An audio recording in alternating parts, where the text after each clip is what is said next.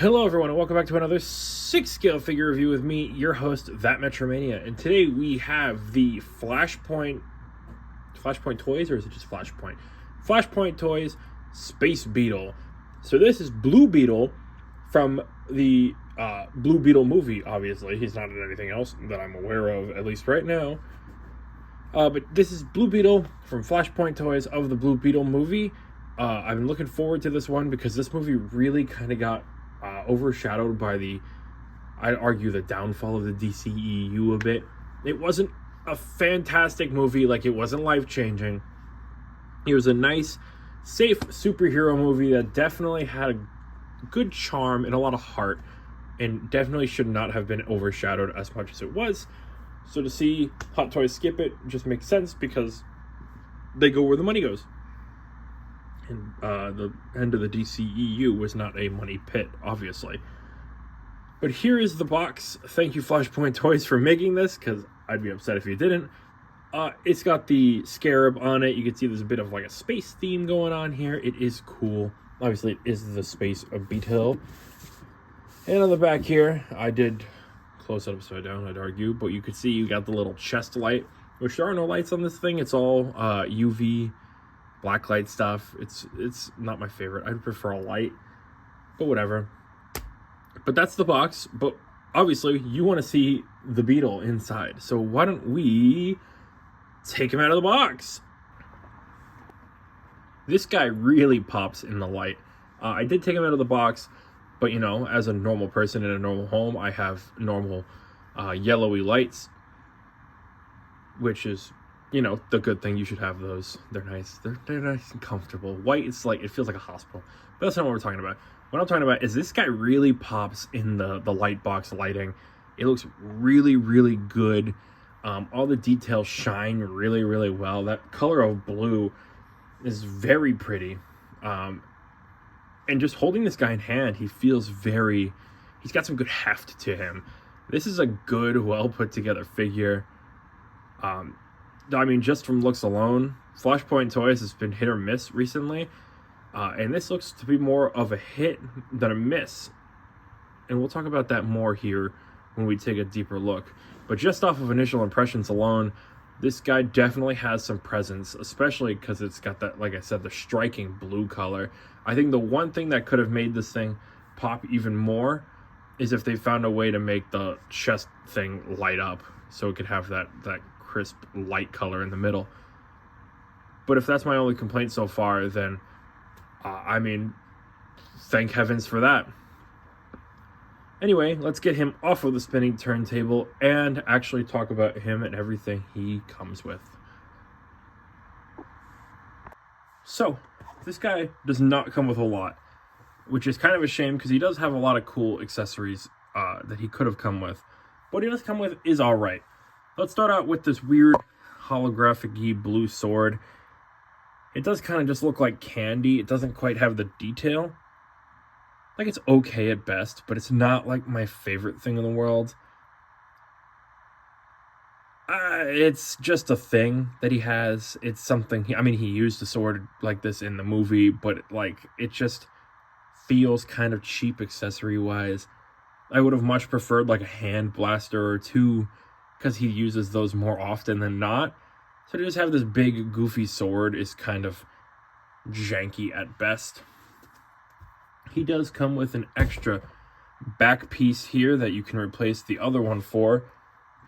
And this one's special because it also has the two wings that we will show off a little, we as in the hive mind me, that I will show off later when we put these on, but they do look good. I think this is probably the highlight standout accessory right here because it's the only other one that's not the sword.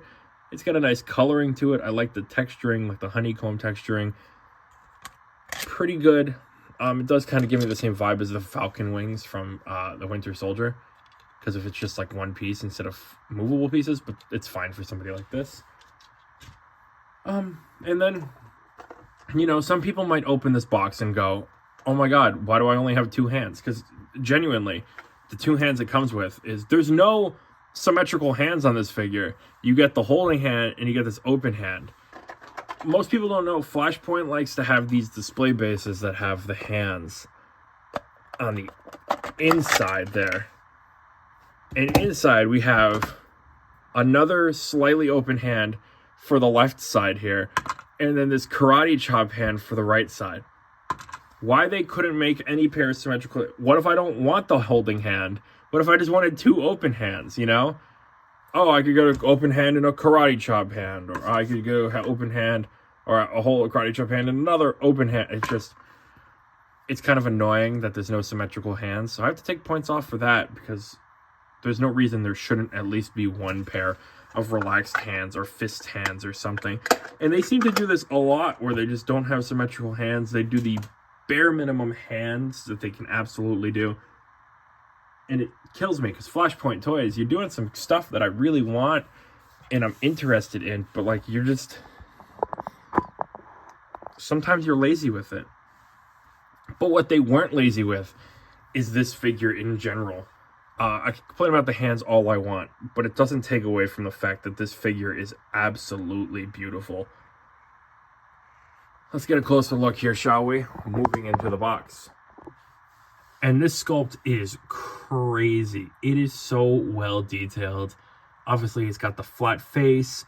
It's got the black. It's got the blue markings on the eyes. This one definitely took some effort, and it shows, because it is gorgeous. I absolutely love the way this looks.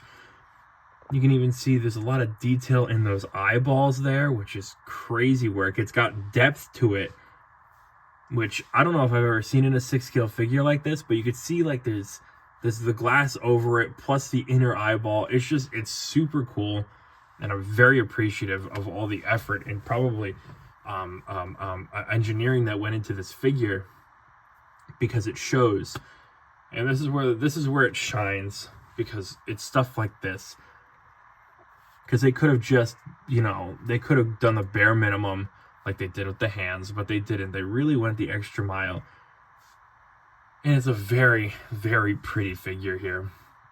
Let's go up a little bit and let's talk about, I don't know what to call these. What are these? They're like the, not tendrils.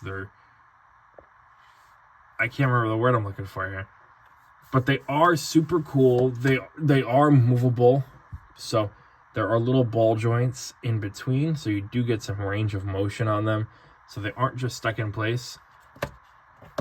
Which is always nice. I really genuinely thought these were going to be like a wired tendril, like the ones on a Venom. So that was terrifying. But you do see that there are the connective pieces right there. Just be very careful, because they are smaller, so they probably will be a lot more prone to breaking. But overall, it still looks really, really good. And here we have the chest area, which, like I said, is bioluminescent, or whatever the hell it says. If you shine a black light on this, which I don't have, because you do not want to see this place in a black light, this would light up like Black Panther, or who's the other one? Oh, the Flash. But this, I just wish this lit up like it does, because it looks a little weird at a matte black. But it still looks really good, because we got the blues and we got the different shades of blue. I love the way this pops. Can I also say, I think this Blue Beetle, I know a lot of people really like the Injustice 2 Blue Beetle. I do not. I don't like the stinky mouth on it. It just feels weird. It's kind of like when they gave the Scarlet Spider a mouth in the Spider-Man comics, and it doesn't do it for me. I like when Blue Beetle is just kind of more like this. I think it works a bit more for me. I don't like seeing the mouth. It makes me unhappy. But everything looks great. You can see the scarab here on the back. It does sit nicely. It does have a ball joint, so you can open these up in case you wanted to have that open. There is a bit more playability to that, but we'll talk about that here in a second. But the shoulder looks good. The undersuit also looks crazy good. Let's go down a little bit. I absolutely love the way this undersuit looks. It's got such a nice texturing to it. It's got this like purpley blue underneath that looks really, really good. It's very striking. It almost looks like a glowing effect on the back. You see with the light reflecting off of it. It's got this nice like effect going on. The light reflecting off this guy in general looks really, really good. So this definitely helps a lot. It kind of reminds me of like a Halo tech suit.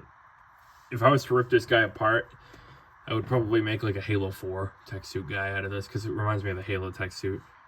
I'm never going to rip this guy apart because he's pretty and I don't want to ruin it. But you can see we got some good tendril here on the side. I'd say be careful with these ones. These ones might limit your posing, but it's scary. So you might have problems over time if you're not careful with it, obviously. Coming down, we've got a lot more of that. Come on, go down. A lot more of that tech suit going on here. You can see there's some different padding here in the inner thigh.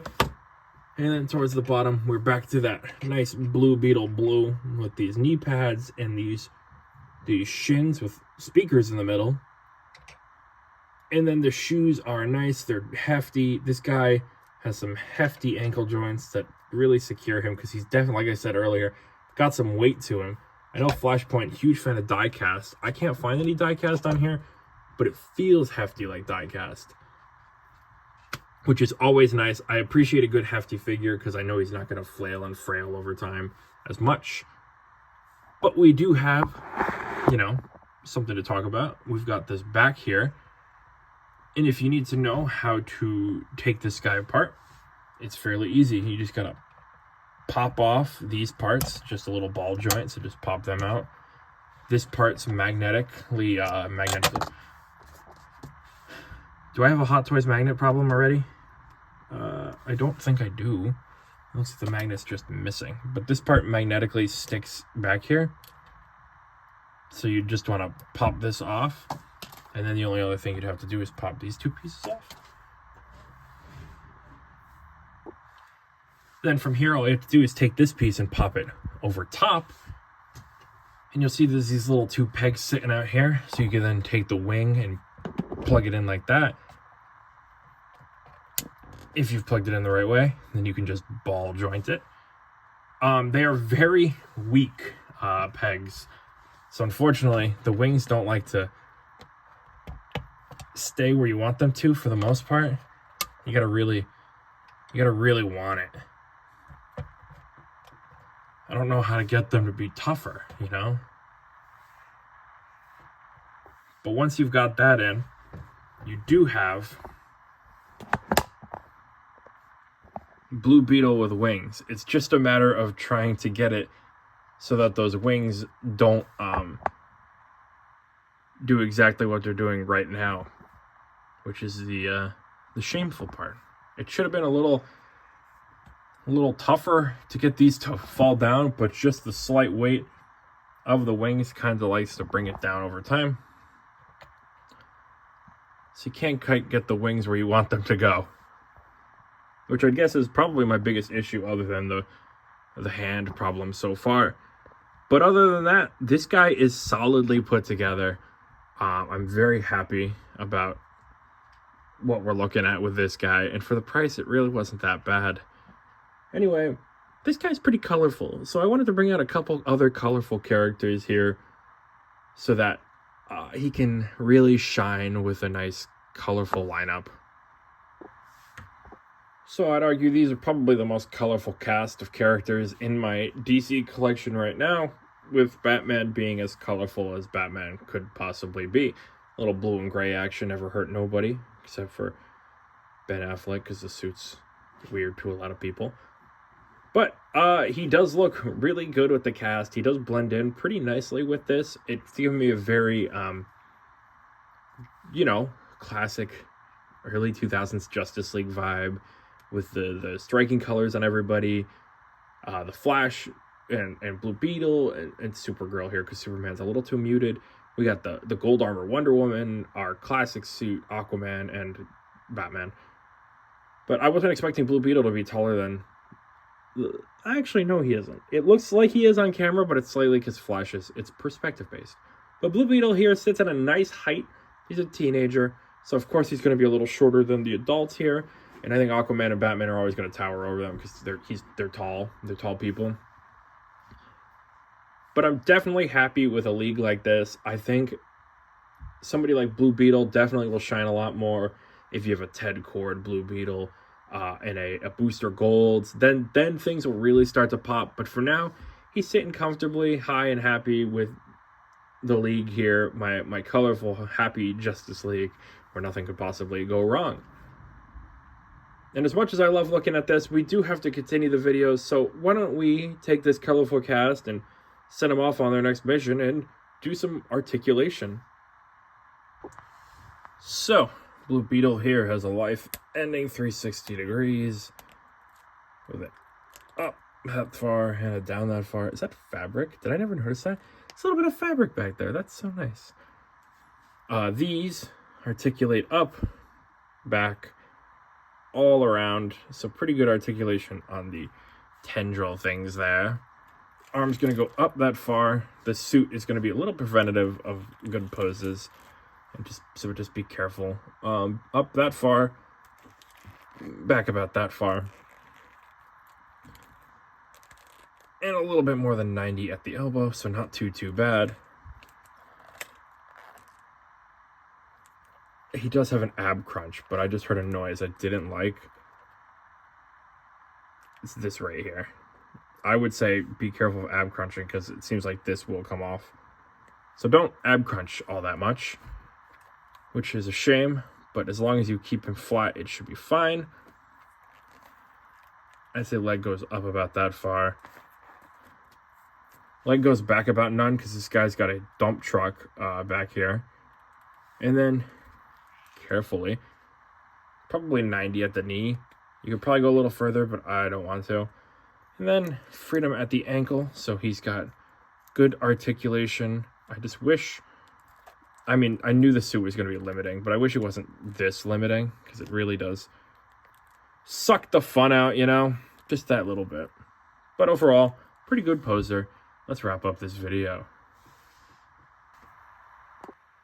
So all in all, Mr. Reyes here is definitely a really well put together figure with personal complaints that I think hold it back from being a great figure. You know, with that lack of hand blasters, the lack of hands in general, and just some of the choices here with the back being a little too weak. It takes the figure down a couple notches. The sword is also kind of lame, but that's whatever. It takes it down a couple notches, because I really wanted this to be like, you know, smash, home run, easy, out of the park, you know, because it is actually crazy how good this looks. It is such a weird figure that you think a smaller third-party company that could barely get Deathstroke's height right 2 years ago would be able to smash out of the park. But boy, have they come a long way in the last couple years. Their Spawn figures are awesome. We're gonna see how that Cowboy Deadpool is. If they keep up progress like this and they keep pushing and innovating themselves, I think this company could be really, really good. Especially if they're able to knock out something like this and make it look as good as it does. I mean, look at the scarab on the back. That's a lot of sculpting. That's a lot of engineering that they had to put into that, and they managed to do it, and they managed to make it work, and it looks super good. The textured suit with all the stuff on it looks super good. I cannot believe how good this figure looks. And then they do something as silly as not giving him two relaxed hands so he can just stand there, or one of the Sonic Blaster hands. It's just so weird. It feels intentional, like they don't want to be perfect. It's like when Present Toys makes a super cool figure, but makes the worst head sculpt of all time, and they call it a night. Third-party companies could be so good if they just put that small little bit more effort into it. Because I'm genuinely, like I said, I'm impressed with this figure. I just feel like there's just the small little things that could be just that much better. Also, is that one scarab leg on his shoulder a little too high? Did I do that? Is that just a little glue problem? That could be a glue problem. That's fine. That's fixable. I can't tell from here. But anyway, I highly recommend this figure if you were on the fence about it and you're like, oh, I don't really know this company, but I want a Blue Beetle. If you can get it, because it is good. It is good, and it's probably the best you're going to get. The movie suit was already pretty good. I really like the movie suit. I think it's one of the better ones, because Blue Beetle is always so hit or miss with suits. My first iteration of Blue Beetle was Batman the Brave and the Bold, of course. Blue Beetle, Booster Gold, my boys. And having a live action version is super cool. I know he's got an animated series coming out as well with the same Blue Beetle, so that'll be cool. So if that comes out and you're like, man, I really wish I had a Blue Beetle, here's your chance to pick up the Blue Beetle, because it is definitely worth picking up, and I absolutely recommend it. There's no reason not to, because the only downsides are things that aren't affecting the overall presence of the figure, just like small things, like I said, hands. But absolutely, please pick this up if you were on the fence about it, because it is something this company should absolutely be looked at a bit more. Support it for stuff. I love third-party companies, man, but sometimes they just suck, and sometimes they are so good, and there's no in-between. But anyway, if you enjoyed the video, feel free to like and subscribe, because I'm absolutely enjoying making videos for you guys. I'm so glad I'm getting stuff in again so I can start making videos for you guys. I was getting kind of depressed without making videos for you guys, because it's honestly one of the more enjoyable parts of my day. And as always, I've been me, and you've been you, and thank you for watching yet another 6-scale figure review. Hopefully, you join me next time when we review something maybe new. I will see you then.